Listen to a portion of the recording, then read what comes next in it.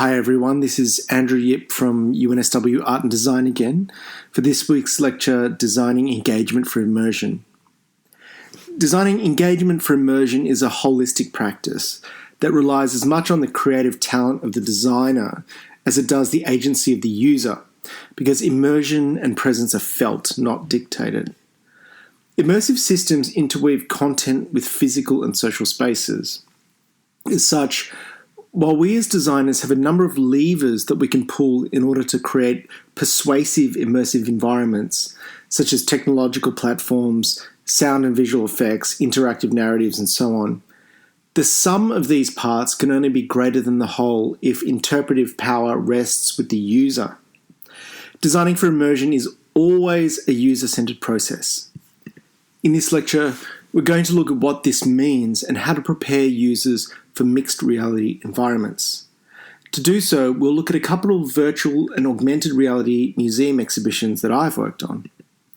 So what is user experience design? UX design is a pretty new field that covers a wide range of considerations. It's used to describe processes for analysing how bus commutes might be more enjoyable, the optimal control mechanism for dialing a phone, how endless your scroll should be on social media, what customers will look at when queuing in a bank, how hosts at Disneyland will welcome you, the sensation of walking into a hotel lobby, the length of time it takes before David Jones' sales staff will accost you, and so on. It crosses boundaries with human-computer interaction design, business analytics, product design, and engineering. However, like many nebulous things, you'll simply know it when you see it. William Buxton's book, Sketching User Experiences, Getting the Design Right and the Right Design, provides an excellent overview of the range of skills involved in UX design.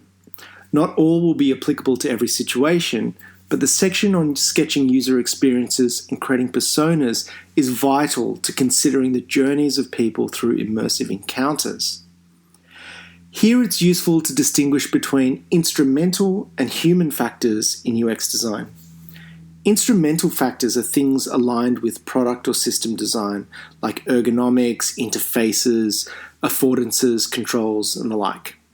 Human factors are more elusive and sensory, like the feel of a space and the interactions that occur during an experience.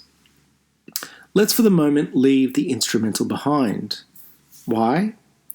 Because if we focus only on the instrumental, we're likely to lean towards a product-only focus, which is the death of immersive design. So how do we, as design theorist Jesper Jensen argues, shift design away from physical problem solving to possibility creation? He asks, are we doing ourselves and our audiences a disservice by not considering the full spectrum of experiences that a user actually will feel when encountering one of our designs? This is why I always say to forget the technological and focus on the contextual. My philosophy is to always start with the content and human experience first and let the instrumental and technological flow from there. Likewise, Jensen's possibility approach starts and ends with human experiences. Every product, service, and system we design affects our experiences, he says. So he argues that what we design should be more profoundly grounded in the intended experiential outcome. This is crucial because you're marrying meaning with a spatial experience. So it's handy to begin your design processes by thinking about the elements of immersive design as an architecture of information that is delivered within a built environment that is itself governed by social structures.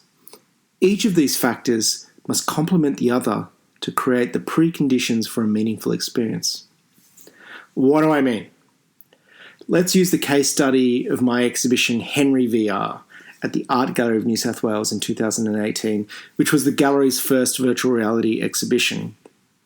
The idea began with the conservation science scanning of a portrait of Henry VIII at the Australian Synchrotron Particle Accelerator in 2015, and the ultra-high resolution optical scan of the surface of the painting at my lab at UNSW.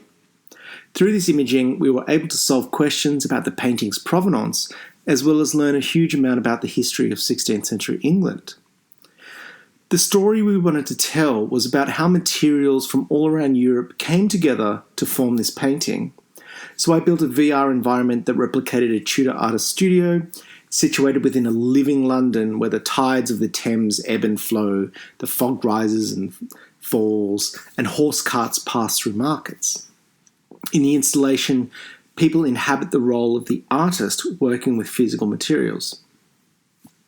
These technological aspects were the easy part. The real design challenge was how to create a meaningful experience in situ. The exhibition venue, being the 16th century portraiture gallery at the Art Gallery of New South Wales, provided a number of problems.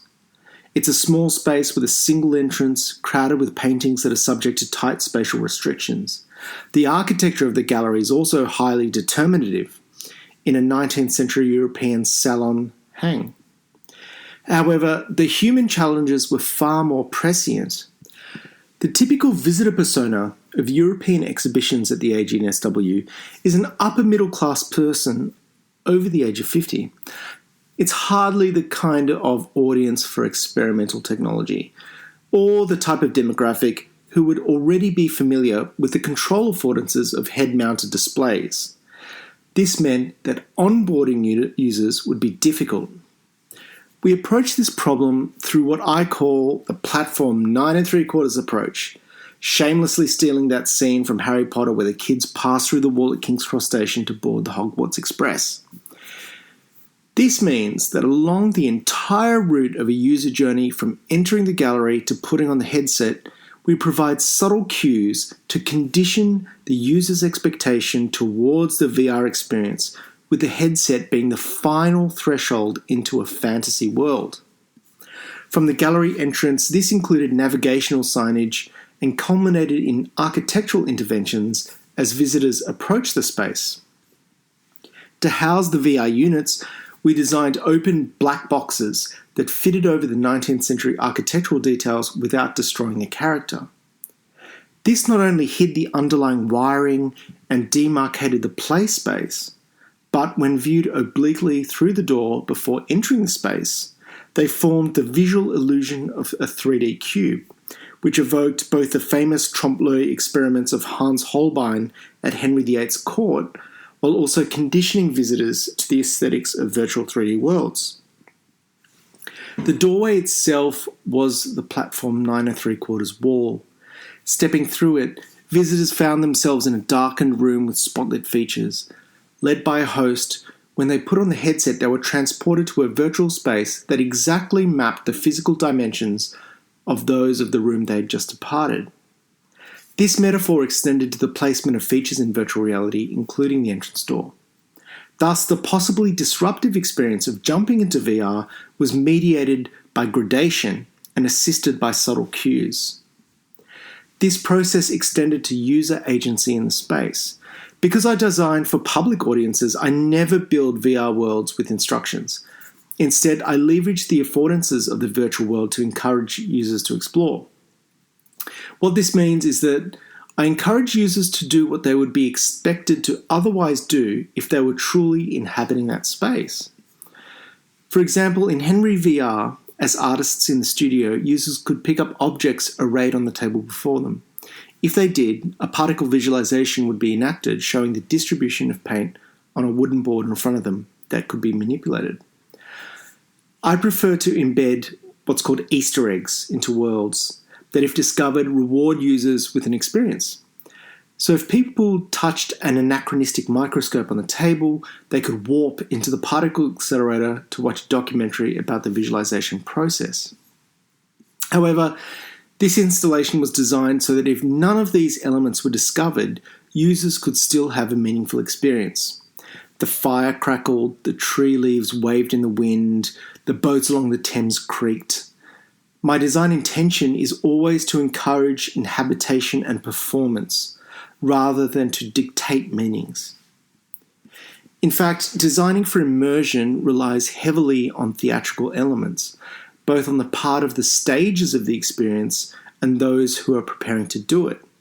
This is certainly the case in Sarah Kenderdine and Geoffrey Shaw's virtual and AR installation Pure Land, inhabiting the Magao Grottos of Dunhuang. Pure Land visualizes a cave in the UNESCO World Heritage Site of the Cave of the Thousand Buddhas in northwest China. It's a benchmark for cultural heritage visualization and has been experienced by over 1 million people worldwide.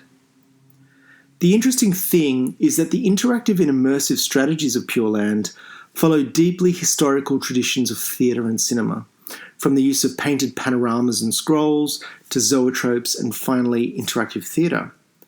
I worked on the exhibition of the AR version of this work, also held at the Art Gallery of New South Wales, which placed visitors in the shoes of an archaeologist exploring the cave with a torch, their iPad, as they would have to do now if they were allowed access to the cave. This is what Kenderdine says about this particular design strategy. The tablet screen shifts from being considered as an object in and of itself to functioning as a mobile framing device for the staging of a virtual rendering of the real cave that relies on an intricate spatial tracking system. This is not a passive televisual environment, but an interactive performance. Cave 220 is being exactly mapped between real space and the digital model. Thus, the tablet reveals the cave as something that is apparently located in the real space of the gallery. Now, because of this, the real and the unreal actually exist simultaneously and rely on each other. But what do users make of this experience? I ran a survey of people's experiences and perceptions and found that visitors overwhelmingly found that the installation enhanced and extended their understanding of the exhibition. These results suggest that it's possible for real and virtual objects to function together, each acting as an alibi for the other. I actually interviewed people who had visited the real McGraw grottos, and this is what they said. It actually feels like being in the cave. The only difficulty is getting used to the technology of using the device and also understanding the process of beginning the animations. But the overall effect is really amazing. You really do feel as if you're there. Another said that 16 years ago I went to the Dunhuang caves and this experience has brought back to life all that I was seeing there at that time.